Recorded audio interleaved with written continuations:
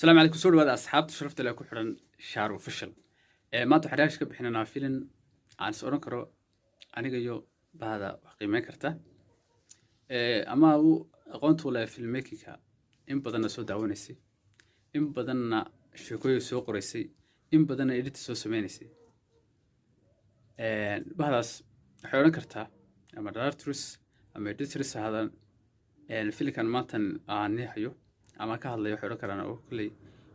waa mid ka mid ah filimada Soomaalida midka ugu qaalisan filimka horta habka loo duubay